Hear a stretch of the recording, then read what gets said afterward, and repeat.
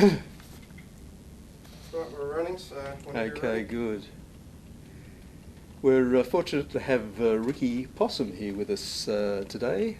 Ricky will be performing the winning song in the Songs for Children category tonight, called Digging Up History.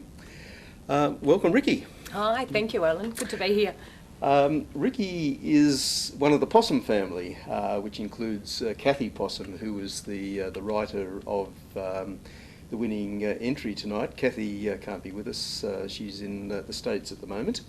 So Ricky will be performing, as I said, tonight. So Ricky, can you tell us a bit about yourself? How did you become a possum? Yeah, sure. Well, fortunately, my partner knows Kathy Possum, or Kathy Prosser. So when she was doing her national tour about 5 years ago, I asked her if I could be a possum, and she said yes.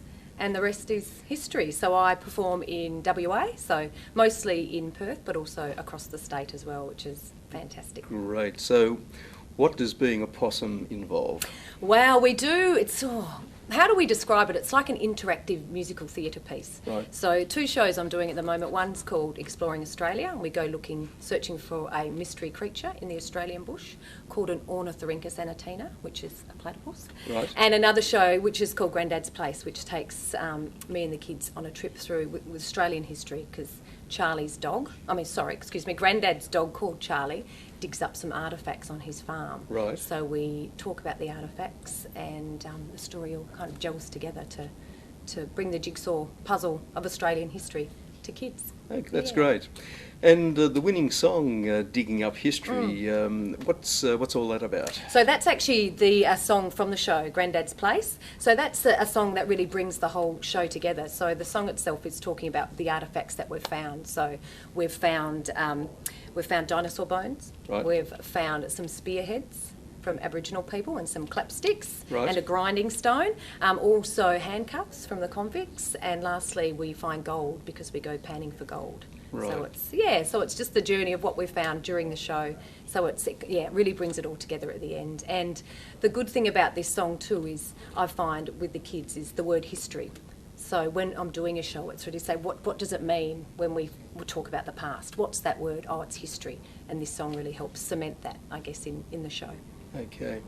And just in personal terms, Ricky, what's it like performing to children? Do you enjoy that? What's the greatest thrill that you have? Oh, I love it. It's funny. Just a quick story. My daughter says, I said to her the other day, "Hurry up, I have to get ready for work." She said, "You don't work, Mummy. You do shows." And I said, "That is work." And she said, "No, that's play." And I thought, well, that's probably pretty much it. And I know Kathy certainly feels the same. I think it's just the joy that you bring to kids. It's the laughter and also the learning that's involved. And they're so forgiving. I mean, they're very honest, but they're really forgiving, and they love music. They love the puppets, because our shows involve a number of puppets as well. So it's and you just get to be a character, which I find wonderful. A possum. You are a which is character. good. Yeah, which is fabulous. Yeah, so they really become invested in the storyline, and they're really right there with you until we get to the end of what we're looking for. Right. Yeah, so it's... So as well as schools, you do festivals Yeah. and fairs, which I guess you'd have a fair number of adults watching your show. Yeah. How do the adults They love it. react? Yeah, they really like it. I did a show yesterday, in fact, over in Perth, and there was lots of adults there, and many of them said, "Oh, I really like that. Maybe I'll get you for my birthday party." So the adults seem to really enjoy it, and I think that's the beauty of what Kathy has done with her music and her shows, is really making it appeals to all ages. So it's something that certainly adults can great. enjoy, and it's got that real Aussie flavour, so that's what makes it lots of fun too, I think. Okay, so what do we say? Cooey? We say cooey! Well, that was Ricky Possum. She'll be performing tonight, and we really look forward to seeing her on stage. Thanks, Ricky. Thanks, Alan. Beautiful. Okay. Thank you. Great. Easy. Made that easy. Easy peasy. Yeah. Go for it. Right. We have with us today James Daly, who's the songwriter of the song Wild Eleanor that won the folk acoustic category in this year's songwriting contest. So welcome, James. Thanks for having me. James, I'll just ask you a bit about the winning song, Eleanor. Can you tell us a bit about the background of the song, how you came to write it? Yeah, sure. I wrote it. It was from an experience out camping with some friends, involving a indiscretion with a girl. Yeah, and after it, we had a weekend out there camping, and then I came back and I wrote a song about this. Okay. Yeah. And you're performing it with the Morrisons at the moment, but you wrote it prior to joining the Morrisons. Yeah. I wrote it I used to play and run in a band called Bellyache Ben and the Steamgrass Boys, just similar kind of music to the Morrisons, and actually had a lot of shared members, and they kind of just eventually morphed into the same thing. So a lot of the songs that I'd written for the Steamgrass Boys just carried over into the Morrisons. Yeah. And how do you enjoy performing with the Morrisons? They're what would you call it, a bushgrass type of band? Yeah, I mean, we're just sort of like an old country string band. It's great. I love that kind of music. It's my favourite music to write, favourite style to write in, favourite style to perform. And everyone in the band is fantastic players and everything. And that's a big thing for us as well, not just writing songs, but being able to play them really well and being good at our instruments and bringing that element into the writing process as well. So, okay. Yeah. And when did you first become interested in music? I grew up in a musical family. My father's a musician, my brother's a musician. So playing music from a very young age. My sister's a singer. So I suppose my dad is my main musical influence. He's been a professional musician for 40 years. Really? Playing piano and piano accordion and. Okay. Yeah, no, so I just grew up with a lot of music, lots of different styles. He's jazz and classical musician. Right. So I'm right into that kind of music as well, and, Is that right? and we play lots of different styles. Right. Yeah. And how did you first come to songwriting?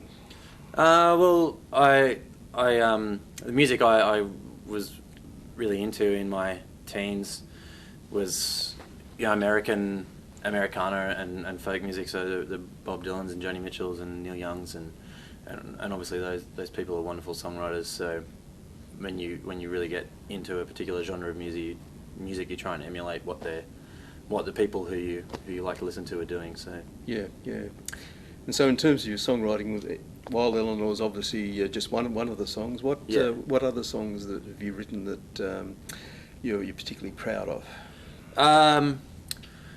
Well, most of the ones in the Morrisons, I suppose. I particularly like. So Wild Eleanor's not as good an example of it as some other ones in the Morrisons, being that we're an Americana sound with influenced by bluegrass and Appalachian music and American folk music. Yeah. For us, and I know for everyone else in the band, for me in particular, about when I write a song, I love that sound, but for me it's about trying to find an Australian voice in that quintessentially American genre. Right. So some other songs of the Morrisons where we sort of pushed that a little bit harder. Wild Eleanor's not the best example of it. But there's some other ones where we're really singing about our lives as young Australians and living in the inner city, or things that we've experienced with other people in Australia, and So I'm not so much proud, but happy when I can do that well. Right. Yeah. Well, that's an interesting concept, isn't it? An inner city, bush grass type band with American influences. Yeah. Well, I mean, we all live in the inner city, and there's a huge scene for that music around there as well. We play gigs, lots and lots of gigs in around, Newtown, Redfern, Marrickville, where we all live. And there's a really thriving scene of this music there with lots of young people as well. Yeah. So, I mean, for us, it makes sense to kind of find a voice for that in our own music. Yeah, well, that's great. Well, congratulations, James. It's as Denny was saying this morning, it's a very hard thing to win, and it's really great that you've come through. So all the best, and we look forward to hearing you tonight. Oh, thank you very much. You right? Excellent. Thanks, James. No worries. We have with us today Frank Dixon, Welcome, Frank. Thank you very much. Thank you for having me.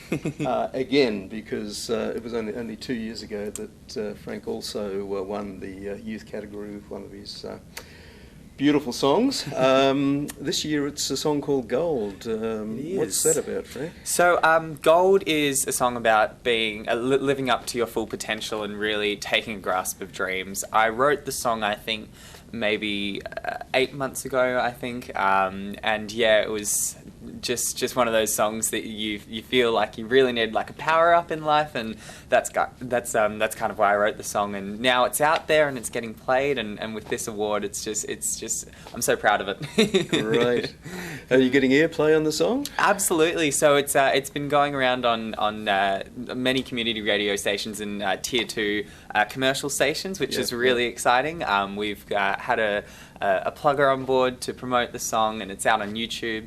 It was elected as the theme song for the 2014 Australian Teenage Expo this year, which was really exciting, and it really fit the theme because their theme was potential. So to have the song go hand in hand with the event was incredible. Right, good. And you're involved in the Fast Track singing showcases? Yes, so Fast Track is a national singing competition run under the parent company Yo-Yo Music. Yeah. Yo-Yo Management is the management company that I'm with. Ben Brazil and Chrissy, they're just super nice people, love them. So yeah, Fast Track's been going around to lots of communities around Australia. It's also been in Brisbane, Sydney and Melbourne as full-time talent competitions as well. So I've been performing there as a guest spot, been doing some MC work there, which has been fun. And yeah, just being out in the music industry and meeting people, there's nothing better. Yeah, absolutely. I can agree with that. Absolutely. That's really great. So, in terms of your future, you're only what, 15 at the 15, moment? yeah, 16 next year. 16 next year. Whole life ahead of you. Is this the stuff you want to do? Absolutely. I think from a young age, I've always had just this love and passion for music that I could never, really suppress. I've just always, been hitting tables or trying to make a beat and playing keyboard. It's one of those things that just lives inside of you. And so now getting into some production work and audio engineering, which I'm learning over the next 3 high school graduate years, which is going to be exciting for VCE in Victoria. Right. Yes. So going to do a bit of that as well as the performance side of things, which I love. So I'm one of those people that just likes to do everything and try to make sure that it's all within the same realm, because when you know what you want to hear and then you can kind of do it at the same time, the end result is just much more satisfying, I think. So well, that gets into songwriting, of course, doesn't it? Yes, absolutely. And I've listened to your songs over a couple of years now. Thank you. I'm very impressed. You're going to continue songwriting, obviously, because absolutely.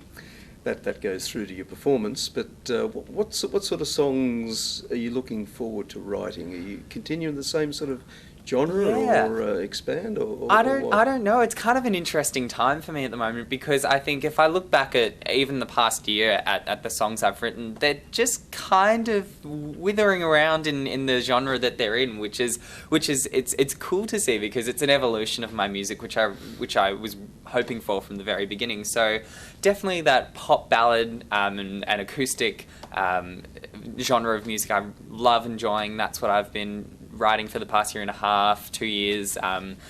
That's one of my main passions. But now dipping into the more indie, acoustic, folk side of things, which I'm also enjoying. But having a bridge between the two of them, it's an interesting time for me. I'm going to experiment. For okay, sure. good on you. And where do you hope it's all going to end? I mean, I don't like to point an end date out for your career, but what would be the thing that you're aiming to achieve in a musical career? Definitely. Well, I think short term, I'm looking to get an EP out by February next year, which is super exciting. Working on that at the moment, so that's taking up heaps of time. And then I guess in the next 2 to 3 years, hopefully get 2 or 3 albums out. A real example of my work and my sound, I think, and then hopefully try to get maybe a tour happening within the next year and a half, 2 years, presenting that music, and see where that takes me. I've kind of only worked out to the next 2 years and see where that see where that happens. I'm sure it'll evolve over time, Frank. Things just happen too fast. Everything's changing constantly. So, but that's just something about the music industry that's exciting. Yeah. Well, good on you, and congratulations with gold. And I hope it does go well, and perhaps the ASA award will help it. But, Absolutely. All the best with your future career. Thank you very much. Okay. Thank you. Thank you. Good. Done. Good. Okay. Whenever you're ready, Mr. Music. Yeah, first. We have with us Rebecca Mackay, who is the vocalist tonight on the song that won the open category in the songwriting contest, Do It Again. The song was actually written by Kathy Prosser, and Rebecca was called in to do the vocals on the song. So, welcome, Rebecca. Thank you. Now, can you tell us a little bit about how you came to sing Kathy's song in the studio? Yes. So the producer of the album was my lyrics teacher at college. I studied songwriting for 2 years, and he just got me in one day, kind of said, I have this opportunity for you, and played me the song, and I loved the song. So yeah, went in to record it, and Kathy was there, and she's very energetic and very getting me to smile a lot, and it was a really good experience. Oh, that's great. And you have an interest in music and songwriting yourself, although you've sung somebody else's song on this occasion. But can you tell us when you first became interested in music? Yes, I was very young. My mum's musical, so I kind of picked it up around the family home. And I think I picked up a guitar when I was like 10 for the first time. Right. And I've kind of just been songwriting ever since then. Okay. Doing singing and all of that. And you studied songwriting? Yes. Yeah. Okay. Where did you study that? So it's at a C3 college, which is just a church college. They have a studio there, and you just kind of get to make your own music, and they provide you with sound engineer, producers, all that sort of thing. So yeah, it was really grew me as an artist, and made me write. Okay. Yeah. So can you tell us a bit about the process of songwriting as you were taught in the college? Because the video will probably be watched by quite a few songwriters who'd be very interested in hearing that. Where did you start, and where did you finish at the college? Well, the first thing they teach you is how to record yourself, which I find really helpful. So they teach you, on whatever software you kind of choose, whether it's Logic or Pro Tools or whatever. And they just teach you the kind of ins and out of that, so that you can record yourself, record demos, that sort of thing. And then if you want, get in other musicians. And then, they teach you lyrics, like I was saying with Sven, he taught me lyrics, and just melodies, they teach you a lot of music theory, which is really helpful. Yes. I found that very, very helpful, because I hadn't really learned any, and so I always kind of did everything by ear, and so finally learning the theory behind what I was doing was so helpful, because I could really kind of know where I was going and go that step further. So yeah. So when you sit down to write songs, what comes first? Is it the lyrics or the melody, or do they all sort of evolve together? It depends. I'm very big on lyrics, so I write a lot, but when I just sit down to write, I'll kind of just get my guitar out and just play chords, probably 4 chords. I just play them round and round and round again until I come up with a melody, and then I'll kind of just flick through. I just have a journal of lyrics. I just flick through and I put it all together, and then change it around, and it takes a while for me to write a song, but I love the process. I love how it can come from one thing and then leave another. Yeah. Okay. Where do you get your themes from for your lyrics? Is it everyday situations, or do you have something deeper that you seem to think of when you're writing lyrics? It's always triggered by something, like everyday situations, but usually my imagination will take it a lot further, so something sad is even sadder when I'm writing about it.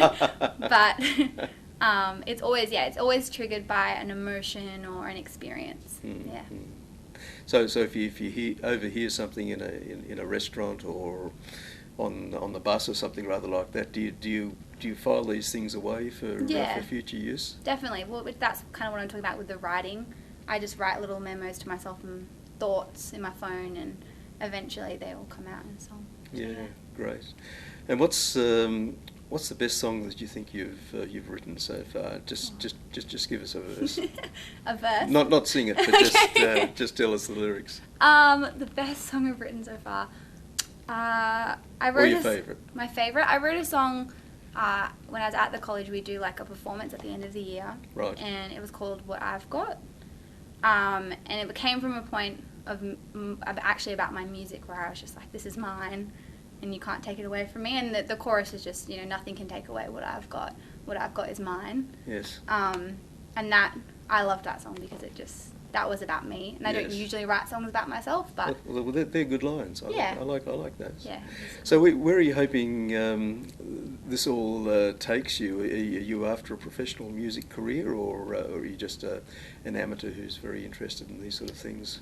It's a good question. Yes, it is. I love music. I love singing and songwriting. I don't necessarily want to be the next big thing, but I always want to have my foot in the music industry and always be doing it because I love it. And yeah, whatever form that takes, I can't choose one. I need a lot of options, and Okay. I love to songwrite, to sing, and yeah. Okay, all right. Well, thanks very much, Rebecca, and we look forward to hearing you tonight. Yeah, thank you. Okay. Hey, Great. with us, right? Yep. We have with us Manji Alua, who is the winner of the instrumental category this year, with a lovely song called Love Particles. And welcome, Manji. Thank you. Could you tell us a bit about your winning song? How did it come to be? Yeah, I think this song is very exciting. At that moment when I'm trying to create, I'm very interested in one new site in America they call the Big Thinker. And then there are lots of big men go to there, do the presentation. There one is popular physics science professor in New York, Yeah. who is Japanese. Yeah. He talking about music and 11 dimensions of universe. Right. And I think his series drawing lots of young people. Maybe in science or whatever. In that, the science very exciting. Just dialogue. Then I saw that I'm really interesting. So I read. Actually, my music is like read. E dot. I want to say something from the music form. Right. And then once I nearly finished that song, I want to call this physics particles or something. Yeah. I'm trying to make because they're really interesting. But then it's the Europe, the Big Bang news come out. They trying to find God particles. Yes. I'm interested. I see that the experiment. They say bong, then see that there's something. I feel very exciting. Then I feel I'm trying to make it. So when I play that music, my mind just think about that the Big Bang. I just feel myself just like the smaller than the nucleus, like the particle. Yeah. Do that way. So I think this piece is a little bit out of my normal music type. Yes. Because I'm just capture that the energy, and also that things I think it's at the front, quite how to display. See, the music industry highly developed, but backing the digital music industry is the science. So when the science they have what is very top, the things really interesting. Then I'm trying to from a music side to describe it. But when I perform this music, when I make it out, I can feel this music is very powerful. That's why pick that energy. Then when I performance, I don't talk. I just go to stage, bow. They say, this man there play some violin. Then I bow, then I play. Yeah. But people, they will love that music because this music, they with something. I believe it's called just like a law of attraction. Yeah, yeah. Yeah, I think this is something I got it. I feel very lucky. Good. And what made you perform the song on? You play piano and violin on the song, don't you? Yeah. Are those your chosen instruments, or did you think they would work best with the song? I think that's the. Normally, I made a piano for backing for my violin, because it's when you get a gig yourself, you try to play both. So I just put the piano on, then I play violin. Sometimes my violin not play perfect, but people love it because that piano is very powerful. People, the ear, listen that one. Yeah. And until when I'm talking, just last week, I'm talking to you or Daniel the first. I say I'm not sure whether I can remember because that piece, the background when I make it. Yeah. I say I couldn't remember. I say, can I play violin? So I practice violin. Yeah. And then he said, no, piano. But when I say, can I try? So when I play, he like it. Until when he like it, I think I probably pick up some rock energy. Then I start to make it. That's why I recently surprised myself. When I made that music, I think it's a science. But when I perform that music, I feel add more about love particle. Actually, it's just simple. They're just on our human beings, just like a human make love. It's a little bit it's mixed together. So I feel this piece is unlucky to get this one. Yes, good. Well, we look forward to hearing it tonight, Mangia. It's a lovely song, and you're a very deserving winner. So, congratulations, and we look forward to hearing you tonight.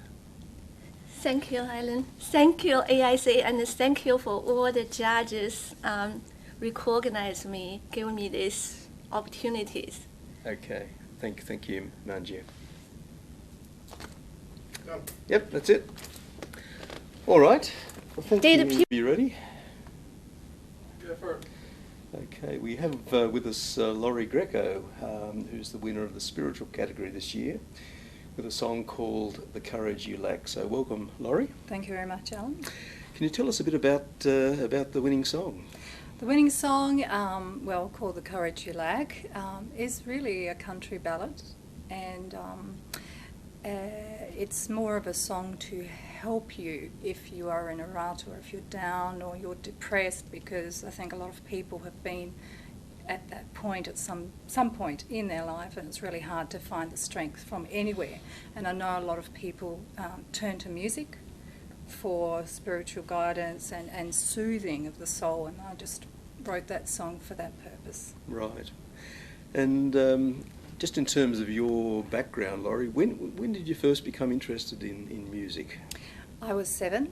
I was 7 years old. I saw my teacher at school play the piano, and I thought, wow, isn't that fantastic? And I ran home to my parents and I said, oh, can I have a piano, please? And, things were hard. It was very difficult to find money, but Mum and Dad scrimped and scraped, and they eventually bought me a piano. The piano came home. I was very mortified that I couldn't play as soon as it came home, very naive, thinking, as soon as the piano comes home I could play. They play themselves, don't they? Yes, some of them do, but anyway, so obviously I took a course in piano studies. I went through high school. I went to the Conservatorium of Music as well. Did so you? I had a Bachelor of Music. Oh, good. And then I went to do music education as well, so I'm a specialist in schools as well for music, and currently I'm teaching piano and voice one-on-one. Right, okay. And this is in high schools? In high school and junior primary. And junior primary. Mm-hmm. Okay, great. Mm. And when did you first become interested in actually writing your own songs? Well, I always tinkled about on the piano, but was never motivated to write anything until the government of Western Australia had a $10,000 prize for writing a song about Western Australia, and its 150th birthday. So I wrote a song called Western Australia, pardon me, and submitted it, and it didn't win. So that crushed me. So I rewrote the lyrics and called it Australia. Yes. And from there, I'd sent it to a couple of radio stations, and one of them played it, said, "Oh, I really love it, but what else do you have?" And I said, "Nothing." So then I thought, okay, I can do this. So after that, I wrote an album of 12 original songs. Right. So I used partly fake musicians and then some real musicians. So I did that, and I was happy with that. And as I was mastering that album, the engineer said to me, "Well, hey, why don't you go to this crowdfunding site, and maybe they'll, you know, get some fans to fund your next album." And I thought, oh, yeah, okay, but I haven't written anything. Yeah. So with that, I thought, well, I'll give it a go. I have nothing to lose. So I put myself on a website called Celeband, and I raised $50,000 Really? from fans to record my second album. So I hadn't written the songs at that stage, so they had listened to the first album. From Yes. that, they were motivated themselves to donate money to me, of which they also received a CD for their help. Yes. And we have now another album of 13 songs, Great. and of which Courage is, funnily enough, the final song Right. on that album. And that's the No Ordinary Girl album, isn't And it? yes, it is. Okay. Wow, what a fabulous story. All those generous people out there. Generous people, but more fabulous than that is, you know, when you come to a point in life when you've knocked on all these doors and everyone says no, no, no, no, no, and then you think, well, you know, what is the worst that people can say? And the answer is no instead of yes. Through other networking opportunities on the internet, I'd met someone else who said, well, why don't you contact Steve Gadd to record on your album? I said, he'll never record for me. And he said, yeah, then contact Abe and then some other musicians. So I'm very proud to say that I have Steve Gadd on drums, who is a legend of the world today, who tours with James Taylor and Eric Clapton. I have Abe Laboriel playing bass. He's a beautiful man at heart. From there, I was able to meet the sax player who tours with Paul Simon to do a solo on there, and then also from there, I met the percussionist from Paul Simon's band. So I have a who's who on the album. So it's gone from nowhere to, you know, a piece of work that I'm extremely proud of. Yes. That's going to be with me forever. Great. So where are you hoping all of this takes you, Laurie? Are you after a career in performance, or are you happy recording songs and selling your CDs? Well, what's the aim? It doesn't matter where I go and who's never heard my music, but the first sentence that comes out of their mouth is, "Your music should be in movies." And my hope is to be published. I'm still looking for a publisher because, Aren't we all? Yes. Yes, we are all. I believe my music's suitable for a lot of movies. So, I just need the opportunity for someone to give that opportunity to me. And if they say no, well, that's fine.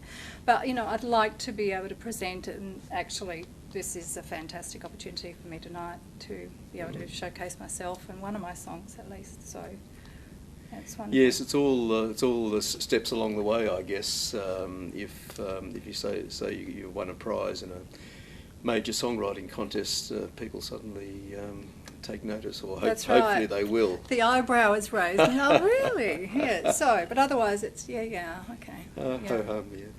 Well, it's a very competitive game, as you know, and incredible, incredibly competitive. But great song, and thanks for coming along tonight, and we look forward to hearing you perform. Thank you very much. Good. Thank you. Done. Right. Okay, thanks, Laurie. Next. We have with us today Lola Brinton and Trish Roldan. Roldan. Roldan. Trish Roldan. have with us today, Lola Britton and Trish Roldan. Repair as if it's easier.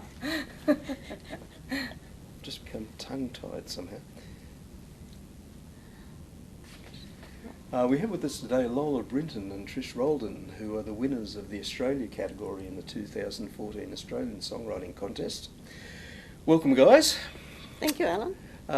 My Outback Heartland is your winning song. Can you tell us how the song came to be? Well, Trisha really brought the idea to me. She had been sitting with her grandfather in hospital, and she felt she wanted. He's an Argentinian. Spanish. And she wanted to share Australia with him. And that's, Yes. she could tell the story. Yeah. Yeah, so it all started from there and got a melody into it and yeah. Right. So who wrote the lyrics? It's a combined effort. Combined? Really. Yeah, Trisha brought some lines, and she was talking more about Australia in a way, and I thought no, because I'd lived in Alice Springs for a number of years, and I knew, and I thought no, this could be a great outback song. Right. So I'd been to all the places as the bridge. I'd seen the watercourses from the plains and billabongs at sunset and all that sort of thing. Right, so right. I used some of Trisha's lines and some of other ideas we had, and then Trisha played and sang, and it just all evolved. Right, Yeah. okay. It was a great idea, actually. She had a great idea. Okay, so it was a great joint effort then. Mm. Okay. And Lola, I know you've been songwriting for quite some time, and I've heard some of your great songs in the contest. What does it mean to you now to have won a category? Well, it's almost the ultimate, really. To me, even though I started off with country and the ambition is always to win a golden guitar, but to me this is better than a golden guitar, really, because it's the actual writing is involved. It's not all the other fancy bits that go with winning a golden guitar. To me, it's almost the ultimate for me. I'm so happy. That's great. And Trish, can you tell us a bit about your musical background? When did you first become interested in music? Oh, I've been singing since the age of 5. Really? So I've loved music. I started off singing in churches, so Yeah. and then it moved into that. And then when I attended the Songwriters Conference in 2009, that's where it all started, and Lola and I met, and we've been co-writing since. So yeah, it's been a blessing. So Yeah, that the Songwriting Conference has been a great incubator of music. I've attended that myself, and it's been really good. So, did songwriting come about as a result of that conference, or had you I've been done it, jotting ideas down before for a that? long time. Yeah. Yeah. So yeah, during high school as well, I entered for a music competition. So I've been writing since high school as well. So Right. it's gone a long way back. Okay, good. And you're going to do some performance of your own songs, are you, in the future? Oh, absolutely. Okay. Yeah. What- So I love singing, and playing on live. So it's a lot of fun. Okay, that's great. And where are you hoping that songwriting and performing is going to take you? Do you have a career plan, or are you happy just being an amateur and just doing it for the love of it? Oh, I'm just doing it for the love of it, and wherever the journey leads, it's a blessing. Yeah. So, yeah. Oh, that's great. And you've got Brad Cole singing the song tonight. Where did you get in touch with Brad? I probably through my country connections. I was looking for a good Australian voice. Yeah. And I just thought, no, Brad has yes, he does a lot of rock and such, but he also has a very sensitive side, and I just thought, I'll ask him. I have written with Brad too. Have you? Yes. Ballads, more or less bush ballads. And he said yes, he'd do it. So he went off up to Stuart. Yes. Because Stuart had actually, I think, done an album for him at one stage. So he knew Stuart and he wanted to do it with Stuart. And he went off up there and they came up with all those ideas. Yeah. Which worked well, which worked very well. Right. And in terms of your songwriting, Lola, do you have any ambitions in terms of having songs placed with well-known artists, for example, or what's your ultimate aim in the exercise? My ultimate aim. Well, it all came about in such a weird way to even begin songwriting, and not just following this path I seem to be being led along. And I'm enjoying it so much. I'm writing with so many people. And I think, yes, we've just released one and we're going to release 3 more before Christmas. And just the joy of hearing them being played and people enjoying them. Yes. It's just wonderful. Right. It's just amazing. Nothing, I never for a minute would have thought 10 years ago that something like this would be happening to me. Yeah. Well, it's just an amazing journey. You thoroughly deserve it. You've written some lovely songs, and it's great that both you and Trish are in the winners' circle tonight. So we look forward to hearing the song. So thanks to both of you for coming along, and we'll hear Brad tonight singing the song. Yes, he's very excited. Good. Okay, thanks very much. Thank you, Alan. Good. All of my mistakes. Oh, good. So, And mine. We're away. okay, let me just refresh myself. We have with us Samantha Mooney. Samantha is the winner of the country category this year with a great song, Brand New Life. Welcome, Samantha. Thank you. Tell us a bit about the song, Brand New Life. What was the inspiration for that? I would say the song actually came about with, I was playing another song that I was writing at the time, and I was doing the guitar chords and everything, and then this particular melody in the Pitter Patter Went the Rain, which is the first line, came out, and I thought, oh, that's actually better. So, and then I sort of built on it from that first line, and then it came to me pretty quickly, which quite often happens with me. I'll be in the middle of writing some other song, and then it turns into something else. Right. And with regard to the lyrics and the name of the song, I didn't intentionally write it about a particular person, but I can now look back and think, yeah, that has happened to me, you know, where you've been with someone, they've sort of left you and your life's gone on to become better. So even though it wasn't a conscious thing, it has happened to me, you know, so subconsciously I think, you know. It's a very powerful story, isn't it? Well, it is, because I think, you know, you think your life sometimes is just with one particular person, and if they leave you, there's nothing else there. And of course you do. You grow and you go on to become something better, and you learn from your experiences. So, yeah, I think we've all been through that. I think I think most people have, yes. Yeah. Tell us a bit about your musical background. When did you first become interested in music, Sam?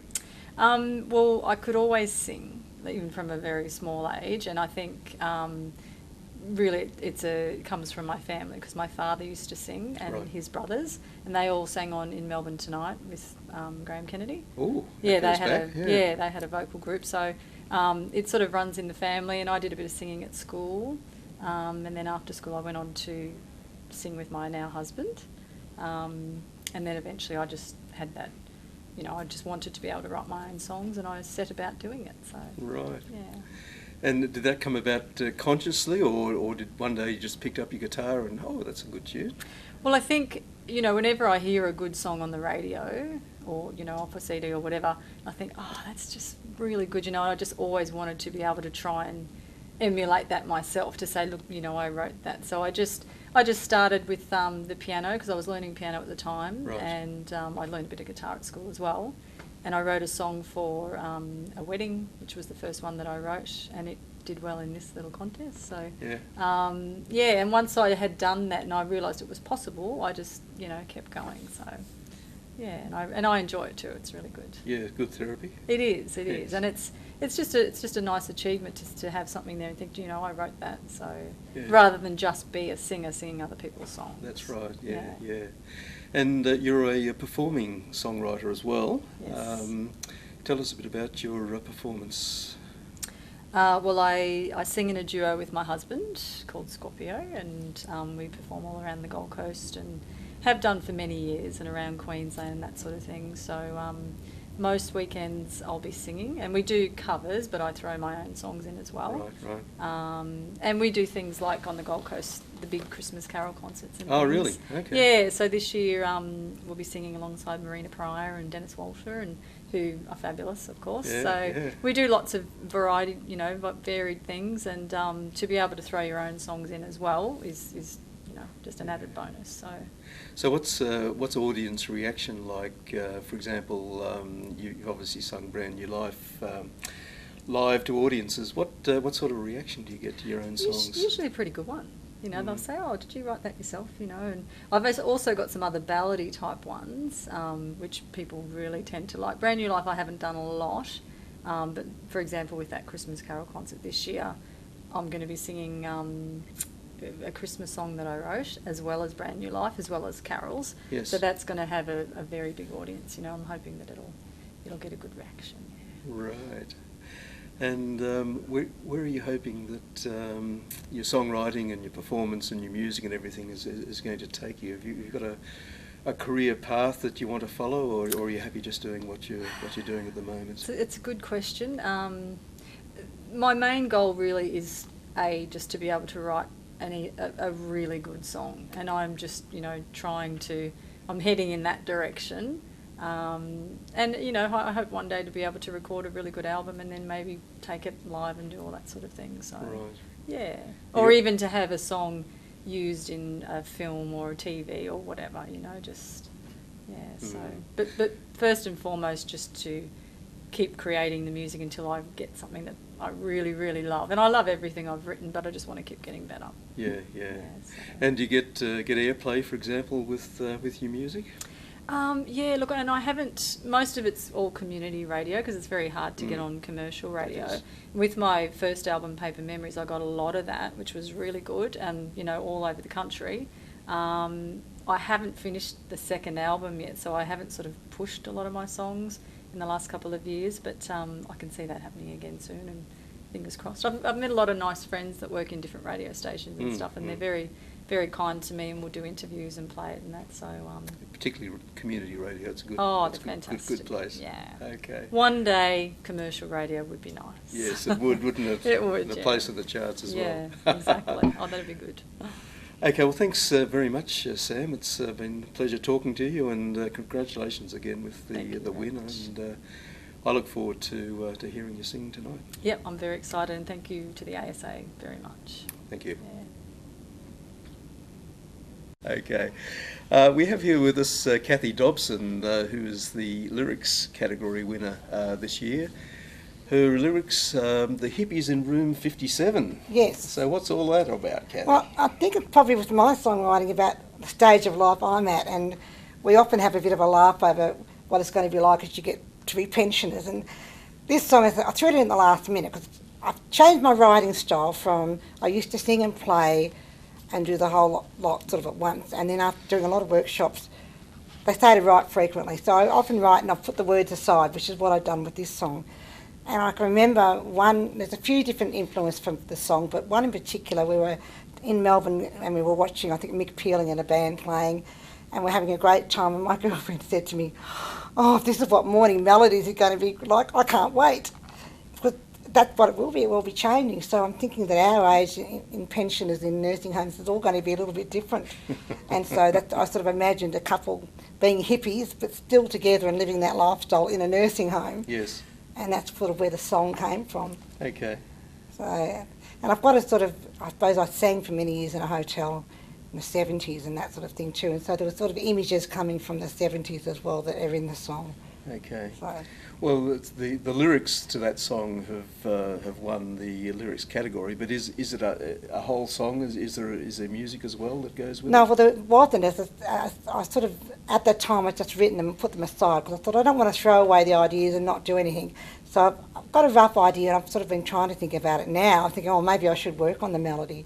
And so I've got in my mind what I'd like. It would be a 70s style, and I actually even thought I wouldn't mind like a sitar or something in the background with the John Lennon type influence. So I'll have to work on it, I think. Okay, So. yeah. And you're a performing songwriter, aren't you, Kathy? Yes, I am. Where do you perform, and what style of music do you perform in? Well, basically got a name more in country, but I perform a lot. I love open mics. I really love open mics. I'm not precious about being paid for performances. I just love it. And the open mics I've found have been fantastic for original songs to try them out. If there's no one there, I don't care. I get a chance to try my song out. And so I do a lot of that in Melbourne, and consequently I have been getting gigs from them. I just did a fantastic festival in Mornington through what they call the Balnarring Musos Night, where everybody just jumps up and jams, and I love that type as well. And for my original music, I'm so surprised that I've been finding a following, and after singing everyone else's songs for so many years, Yes. it's really surprised me. There's audience out there that want to hear original music Yes. and sit and listen. And I think that's set the road for me now. I'm really, really excited by that. Good. So That's great.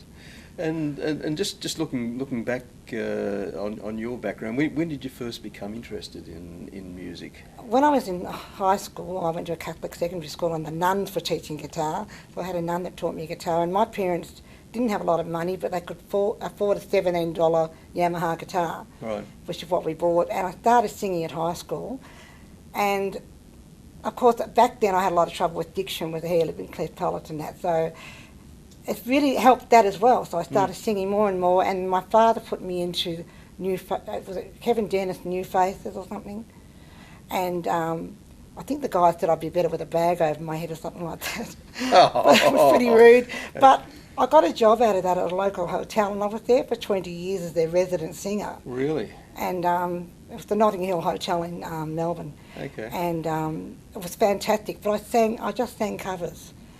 And then I sort of left singing to have my family, and then I thought, how do I sing a song that no one's heard before? And they can't say, I've heard that before, so I thought I'll start writing stuff. Yeah, yeah. And that's when it started. So I've been singing since I was in high school, which was about 20 years ago. Yes. Yeah, I haven't been out of high school long. And so, yeah, really, I've had a good time singing, and I've been a full-time teacher at the same time up till a couple of years ago. Right. So I've been juggling the whole lot. So Okay. In teaching in music? no, teaching art actually. Oh, okay. So, but it's sort of similar side of the brain and everything. Yes, So, yeah, creative stuff. Yes, so I've been playing, and all I did at school was play the national anthem every Monday. So no, I've had a good career in teaching and music, and worked as my father was a bookmaker, and I did the penciling on weekends. So I juggled all those things. Look, you've got so much inspiration for lyrics here. I have, what I you're have, telling I have. me. So we want to hear a song about bookmaking. I've been told that'd be interesting. There are a lot of stories related to that. Yeah. So what are you aiming to do now, Kathy, in terms of your music? Are you happy performing, or I want do you want to to write? keep performing, but I think the songwriting now has given me a bit of breathing space, because I'm not going to be able to compete with the little girls in Tamworth with the really, really short shorts. Yeah. I can't do that. But it means if I can keep writing, and what I really want to build up the fan base I've got at the moment, is I'm really, really happy with, and they want to hear my music. They're asking to hear my song. That's blown me away. Yeah. So that set the track for me, and it doesn't matter how old I get, I can keep doing that. Yeah.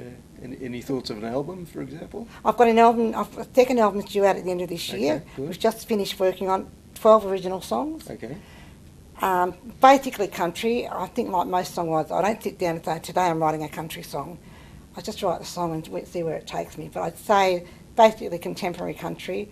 3 of them on the album have won awards this year. I've won 5 awards this year, which is great. Great. So 3 of them are on the album. I record with Chris Wilson in Melbourne, and he plays everything, so that's great. So look, this album's great. I must say that myself, because I like all the songs myself. Yeah, right. Good. Yeah, so. Okay. Well, thanks very much for talking to us, Kathy. Great lyrics, and I know they are printed up, and they'll be on the tables tonight for scrutiny by everybody. But, Marking 10 out of 10. Yeah, great job. So thank you very much, Alan. It's great. So that was Kathy Dobson, the winner of the lyrics category 2014 Australian Songwriting Contest. We're rolling. John Breen is the winner of the rock indie category in the 2014 Australian Songwriting Contest. His song is called Hearts Away. So welcome, John. Thanks very much, Alan. Can you tell us a bit about the song Hearts Away? Yeah, Hearts Away is probably something I wrote about 2 years ago now, and it's a song which is the essence, I think, of it is about freedom and how you can achieve freedom. So by being yourself, just trying to stand up for what you believe in, and just standing together, and all those things I guess I feel real strongly about. Everyone, I guess, in their lives has their own day-to-day struggles that they're going through. So everyone can probably relate to their own sense of freedom. Yes. And it's really, I think, the essence of it all is about coming together as a group, and that sort of enables people to feel free. And that's kind of where the song came from. And singing it in the mountains, obviously, because I live in a place, Mount Charlton, which is a fairly small place outside of Mackay in Queensland. Right. But I've got plenty of room to sing in the open spaces, surrounded by mountains, and I can sing it without bothering too many people around me. So when you come to write your own songs, how does it develop with you? Do lyrics come first, melody, or does it all just sort of come together in one big rush? Yeah, usually when I'm writing, I like to think of the type of audience I'm going to be writing to. This song, Hearts Away, is kind of a bit more of an anthemic sort of type of song. So I was thinking, I need a good theme, and I think the theme was of freedom. Basically, people coming together. I kind of needed a bit of a group effect there, so I pictured sort of like a group vocal for the main chorus. Right. But usually I start with a theme and then try and work out. Well, I guess it takes itself on its own journey. Usually I start coming up with the lyrics, and then try and find some chords which harmonise the melody that I come up with, that I've chosen for those lyrics, and then a little bit backwards and forwards until, fine tuning until you sort of get the desired sound. But it starts with like an IC recorder. I've just got myself a little IC recorder, which I think every artist or musician should probably have. And when you come up with an idea, I kind of record that, and then it just builds. Absolutely. I might end up with 100 tracks on this IC recorder, which then I have to go and download onto the computer. So some people use their iPhones. Yes. So I started with this IC recorder. It's very basic, and and also write the lyrics down, and kind of a combination of those two things. And then I start getting the piano out or the guitar, and just trying to harmonise a bit of mouth organ as well. Right. Just to try and get the feel of it, and try and draw out what chord structures might sound best. Or just with the lyrics and melody. So the combination of all the arrangement, just everything. I'm really trying to get that overall sound, I think, at the end of the day. And that's kind of how it sort of comes together. And then I need to find a good studio to go to and try and piece the whole thing together. Yes. So I've worked with some good guys actually in Sydney this time, the Oxygen Music Group, and I had a feature multi-instrumentalist, and he basically played all my tracks, and I had 3 very good producers. So they helped with the vocal production, the first stage, which is like where they put all the instrumentation, everything together, and then basically the final stage of mixing it all. Right. So combination of all those factors, I think. Right. Okay. Sort of helped me to get to where I am with this song. And when did you first become interested in music? Is it a lifelong journey? Yeah, my mother's got a bit of a musical background. Right. She used to sing with her 3 sisters, and I think I used to just do what I was told and play piano. We started from the age of about 4 or 5 playing piano. Okay. And then also did classical training for singing as well. Right. So all the way through up to about 14 or 15. Then exams and everything, we just got too much, so kind of gave it away. But we went to the Stedfords and everything, and also examinations, like year 1, year 2, year 3. So I got up to about year 4 piano, and then year 2 theory or something like that. But beyond that, 10 years went by. I wasn't really playing the piano or anything, and I used to listen to a lot of rock music, some of my favourite bands, and kind of just learned their songs really well, because I just enjoyed singing them, how they sing them, the force that they sing them with, just everything. I just read their lyrics, and I just kind of then what happened was I hurt my back 1 year, and I couldn't work for about 6 months. So I was laid up in bed, and I think it was that period when actually words started to come to me, and I thought, okay, maybe there's something going on here. And then the first album came out 2 years later, called Like a Gold Mine, and yeah, a couple of years later I'm onto a new EP called Hearts Away. Right. And so the first producer was from Brisbane, and the second producer was from Sydney. So I've just went on this journey where I've wanted to do more and more, and kind of try different things and try and work out what sound I like, but also change the songs to make them interesting. When I do a song, I like to try and tell a story. I like doing something if it's got a meaning behind it. You know what I mean? Yes. So trying to put a song out there with a good story or a good meaning, or something that means something to me, but then try and make sure other people can relate to it somehow. Okay, great. That's probably the essence of it all. And ultimately, where are you hoping that music is going to take you? Do you have a particular aim as to where you'd like to be in 10, 20 years' time, or you're happy doing what you're doing at the moment? Oh, I'd like to keep pushing forward. I think I think I'd like to keep pushing the rock sort of genre a little bit more. So I think I'd like to see myself going forward, just trying to get some new opportunities to perform in some different gigs or arenas or whatnot, and just wherever these opportunities might be, and maybe try and get in touch with a few more music industry personnel, and then just possibly trying to get a bit of advertising with some of the music. It just really depends, I guess. I'm interested in kind of like exploring all music opportunities, really. Good. It's something I really enjoy doing, and just want to keep it going, really. I just really having a good time at the moment. Great. So. All right. Well, thanks very much, John, for talking to us. Thanks, Alan, for your time. Congratulations, great song, and it. we look forward to hearing you perform tonight. Thanks very much. That's John Breen, the winner of the 2014 Rock Indie category. Thanks, guys. Good. Okay, we're rolling. All right. Sil van der Velden and Jared Grimond are the winners or co-winners of the 2014 ballad category. Their song, A Beat of a Drum. Welcome, guys. Thank you, Alan. Okay, first of all, can you tell us a bit about the song? What are the lyrics about? It's a tribute to the Anzacs who fought for our freedom, and I'm very big on writing military work and tribute work because I was engaged to my husband when he went to Vietnam, and he came home, and I was only 15 then. I'd been with him since I was 12. So I learned the difference between a young man going off to war and coming back changed. I also learned through him the value of our freedom and why we live in this country. And he always said, I'd rather fight the bastards over there than over here. Yes. And that led me on the pathway to understanding what these men give, particularly for the Anzacs, because my husband mentioned to me over and over again, they didn't work the trenches. They didn't have to go through barbed wire. They had their food flown in by helicopters, and they had a good life, even though it changed them.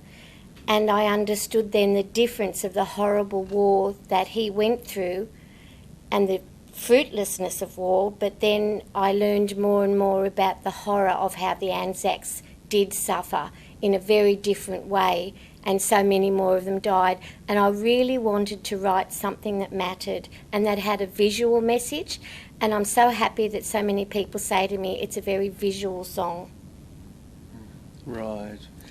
And Jared, what was your part in the song? Sil obviously has a big part in the lyrics. Well, for a number of years, Sil and I have shared lyrics and sent various scribblings to each other, and it was just one particular night, I think, that Sil mailed me through this particular song, and there were just some cracker lyrics that just jumped off the page.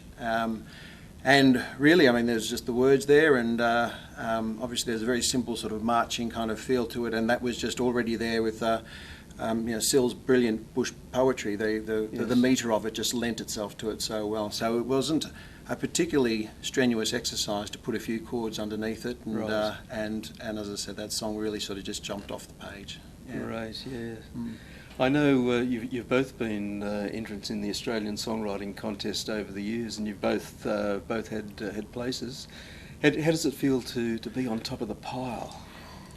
Wow. Yeah, I mean, it's just, to come in the top 10 is fantastic, and I think there was a feeling of, and Sil can speak for herself on this one, but a feeling of disbelief, and to win with such a song that just has so much oomph underneath it, and in the category of ballad, I couldn't be happier for Sil and both of us. But it was, I think, a feeling of bewilderment more than anything. It's like, wow, yeah. And Alan, when you rang me, I was so wanting it to be for this, and it also had a feeling of disbelief attached to it, because too the Anzac Centenary is coming up, and it was so timely and it felt so right to have something to contribute to that because of the immensity of the program. And I did actually get the song to the Anzac committee by foul means, and because you've got to know somebody who knows somebody.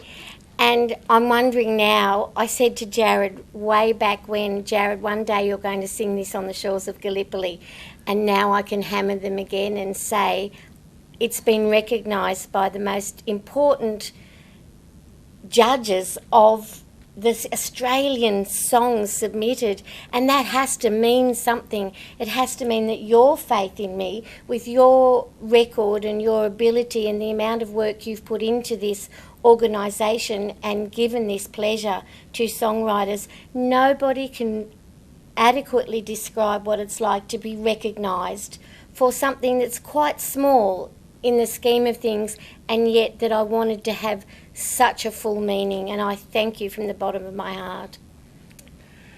Well, thank you. I'm overwhelmed myself. There's a lot of hard-nosed judges who listen to these songs, and by the time they get to the top, as Denny said this morning, it's very, very hard to win. So, congratulations to both of you. Now, Jared, you do songwriting by yourself. Are you a performing songwriter at all? Mainly in lounge rooms and hallways. There's been I have jumped up and performed a little bit, which I thought that I would never do. Particularly before I'd met Sil, but since knowing Sil, I've jumped up a few times and performed, and have enjoyed it. Yeah, yeah. And might I say, sorry, I can't wait to get on stage tonight and say, all you people out there, I've been on the periphery of the music industry for a long time. Jared's work is by far the best I've ever heard. I want somebody out there to know that. Thanks. Yeah. And when did you first come to music and songwriting? I think 15 years ago, 10 years ago, I think I wrote a song about Bondi and living in Bondi, and it was a bit of a challenge with someone at work, and they said, I'll write a song, and I did, and played it a few times for people, and then didn't do much. A couple of years later, wrote a few more. And then over the last couple of years, coming along to the Australian Songwriters Award Night, thought, maybe there's a couple that I can enter in. So it was only over the last couple of years that I, took it to the level of entering something in a competition. And as it turns out, one of those Bondi songs ended up coming in a top 10 a couple of years ago. So that was a very happy moment for me. Yeah. Yeah, yeah. And Sil, you're a poet. You write not only lyrics but poetry, don't you? Yes, I do. Tell us a bit about your poetry. What inspires you to write? Well, once again, the military aspect is something, because I was so young and didn't protest then, and I know so much more now, then I like to put forward the words that will make people think about war, what it does and doesn't mean. But I also address absolutely any topic. And I have a variety of topics which seems to surprise people. But what surprises people most is when I go to a poet's breakfast, I don't actually look like all the other poets. And they're not expecting something deep and meaningful. But I do like to project that image, not on purpose, but because I see their confused faces and then afterwards they say to me, it's not quite what I expected. I'm friends with Milton Taylor, who's Australia's best-known poet, who represents Australia overseas, and he's inspired me a lot. And one thing I mustn't forget, I did tell my friend Diane Sheen that I'd never forget that one day I went to her house and I said, I need a topic, what can I go and write upon? And she said, go home and write something about the Anzacs. So I did, and I rang her an hour later with these lyrics. And as they say, a good song's written in a short time. Mm-hmm. But all the other things I write mean a lot to me too. And it's lovely when people come up to you afterwards and say, I thought you were talking about me. Yeah. I thought you wrote that about me. That really means something. Great, yeah. And you've done well in the lyrics category as well, haven't you? 10 years now in the finals. Yeah. That's really great. That even in itself is, I remember the first year, and Claire Burgess rang me because I was in the finals, and I said, but I wanted to win. And she said, Sil, some people are in this for 20 years and never even get in the finals. That's right. And I did put that in perspective, but now I feel like bursting with pleasure that something that mattered to me so much was recognised, and that 5 years ago I met my friend Jared, who also thought it mattered, and my other lyrics that we've recorded, little plug here for Jeff Cripps at A Sharp Studio. He believed in what I did too, and we've had the best time recording with Jeff Cripps, who's one of your people. He is. He's a sponsor, and I think he'll probably be here tonight. I think so. I think so too. All right, lovely talking to you guys, and congratulations again. Big win, and look forward to hearing the song tonight. Thank you very much, John. Thank you. That's Sil van der Velden and Jared Grimman, winners or co-winners of the 2014 ballad category. Now we are.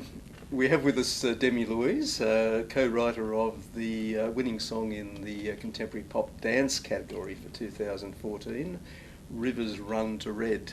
Welcome, Demi. Thank you. Can you tell us a little bit about the song?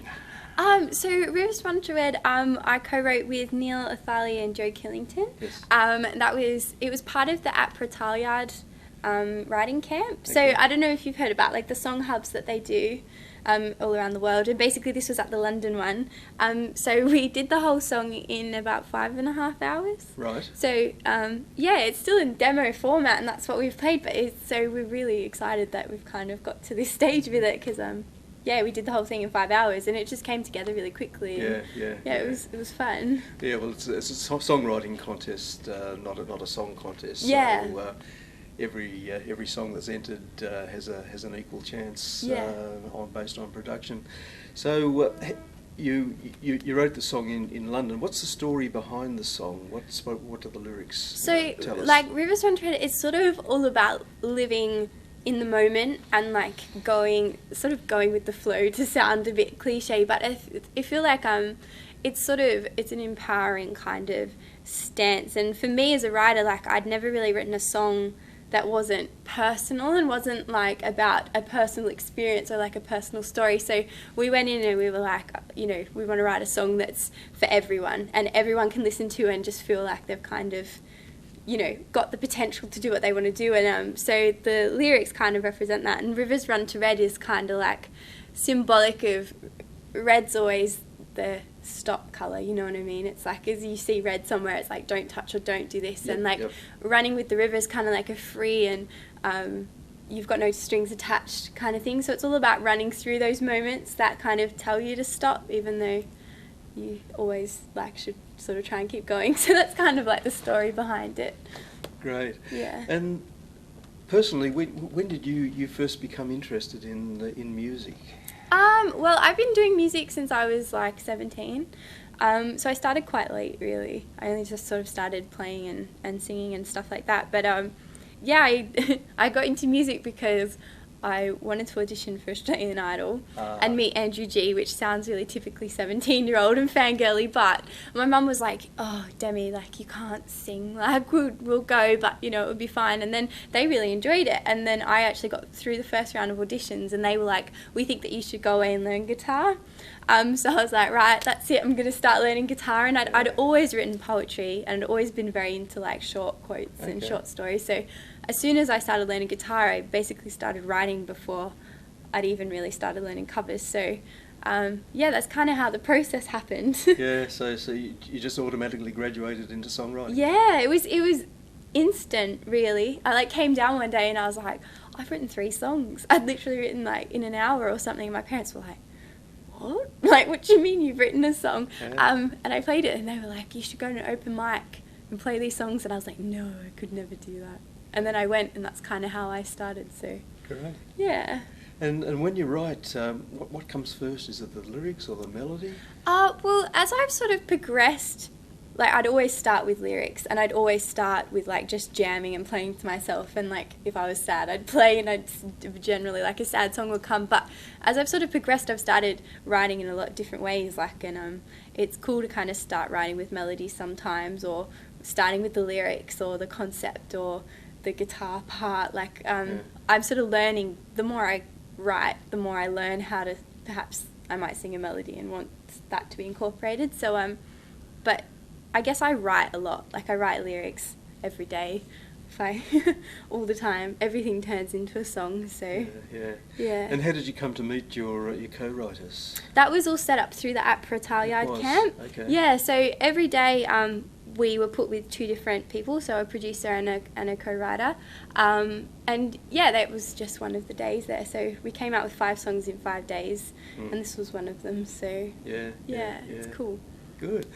And you're a performing songwriter. You sing. Whereabouts did you perform? I do lots of different things. So the last year I've been living in England, and I won a competition to open for Gabrielle Aplin. That was in last November, and that's when I released my first EP. Yeah. And from that, I released a single called Ruins, and I went over to the UK and I performed at like Liverpool Sound City, the Aussie Barbecue series that's run through Sounds Australia. And then I went and I did a festival in Ireland, and I opened for a band called Codaline at Whelan's in Dublin, which was amazing because it's the venue of P.S. I Love You. I don't know if you're a fan, but it's that venue, so that was amazing. And then I did Mukon and Zandari Festival in Korea a month ago, which was my first Korean crowd, which was great. And then I went on to do CMJ, which was in New York. So I only got back from that a couple of weeks ago, so I've been kind of all over the place at the moment. So how do you get all these international gigs? Well, my manager kind of like knows the ins and outs of that sort of thing. So he's the one that like I hadn't done any international things beforehand, but when we met late last year, I was like, look, I want to move to England next year. I'm going to do music there, and he was like, right, that's it, and helped push me through all these things. So he's been amazing, amazing. Okay. And we're doing South by Southwest at the end of March. Are you? Wow. Yeah, so that was only announced like a couple of weeks ago, and I was really, really excited about that. It's with Angus and Julia and Courtney Barnett, Ballpark Music. So to be in the first like 8 Australian acts that were announced, or 9 Australian acts, and my name was on with all them, I was a bit starstruck. So yeah, it should be amazing. Should be really good fun. Good. And where are you hoping to go with your music? Are you you planning a full music career, or well, fingers crossed? Yeah. Like as an artist, I think like that's really important for me I really want to go forward with my own music first. That's just kind of like the priority, but I love writing, and that's sort of like where this song came from, was that I'm not a dance type of artist, but this was just a song that we were like, let's do it, and if I sing it or if I write it for someone else, like see what happens. So I love songwriting, and I know that that's sort of infinite for me, like I will do that forever, but me as an artist right now is kind of where I'm going with it, I guess, with my solo stuff. But all right, well, all the best with that. Love the song, and look forward to hearing it performed tonight. Oh, thank you. We're with Demi Louise, winner of the 2014 Contemporary Pop Dance category. Rick Hart is the co-winner of the ballad category this year with a great song called Spiral. So welcome, Rick. Thank you. Well, actually, welcome back, because Rick was also a winner a couple of years ago in the ballad category as well, with a co-write with Jacques Gentile, wasn't it? Yes, yeah, for My Hesitation. That was the one. So tell us a bit about Spiral. Spiral really came about. There's probably nothing too sort of sinister or anything like that to it. I just had the melody, the chorus came to me just while walking to work, of all places, and it just kept running around in my head. And then I just thought, okay, well, what is this song going to be about? And I just thought, really just talking about basically, how to cope after a breakup, and that no matter what I try, it's it's not working. Yeah. And every time I think about you, I basically spiral out of control. So and the melody, it was actually a song that luckily came quite naturally, and quite quickly. And sometimes when that happens, as a songwriter, you don't question it. You just let the song happen. So it sort of took shape quite quickly, and then I just played it to a few people that were close to me, and they said, they liked it. They felt it was a strong song, so persisted with it, and lucky I did. Lucky you did, because you've ended up with a trophy, and it's a great feeling. A great endorsement for the song. So, looking at your background, Rick, you've been in music for quite a few years, haven't you? Yeah, no, I've sort of through the 90s I was sort of singing with different cover bands, but then I think towards the turn of the century, so to speak, I made the realisation that I really liked writing my own music, and I felt a natural passion and affinity to that. And so I've been writing for many years now. Was in a band for the best part of about 5 or 6 years in the early 2000s. Then kids and family came along, I went on a little bit of a hiatus, but probably in the last 2 years, probably around the time of My Hesitation, I've really been writing a lot, enjoying it more than ever, and things have just started to slowly happen, and culminating in the award for Spiral, which I'm very grateful for. But I'm just finding just maturing as a songwriter, and just finding a greater passion for it, and just always trying to find new ways and reinvent myself, and just try to develop and grow as a songwriter. You can never stop growing. So that's right. Yeah. So and you're doing a bit of performing at the moment. Yeah, slowly trying to put a bit of a band together back in Melbourne, and that's come along well. I've got the Sweet Addictions, who are my backing band, and we'll sort of fill that out in the months ahead, and then hopefully around the time where I finish the tracks for the album, we'll be ready to sort of play as a full band and start to look at the road ahead. Right. Okay. So. And the road ahead interests me. That particular term. Do you have a long-term plan for your music, or are you happy really doing the sort of stuff you're doing at the moment? Look, I think I just love writing, so that's a good thing. I don't put too much pressure or expectation on myself. I've got some honest critics at home, my wife and my kids. They'll tell me if something ain't quite to their... No, certainly do. I finish recording with Michael Zammit at Airwaves Recording Studios, who recorded My Hesitation and also the tracks on Spiral. And Michael's a great friend and a great producer, so I'll be trying to finish the tracks for the album in the next few months. And then I've had some labels express some interest on the back of Spiral, so I'll try to pursue that, and hopefully some will bite. And had a little bit of interest coming out of America as well, so I'll try and see what roads, or what opportunities there are there. Did a trip to America earlier in the year, which was a holiday, but got a chance to get Spiral exposed there a little bit too. So hopefully some doors will start to open, and I'll keep knocking on them in the hope that they do. And look, I think I really just love writing, and I love just music, and just sort of, I suppose, what it means to me, and just the positivity it brings to myself and my life.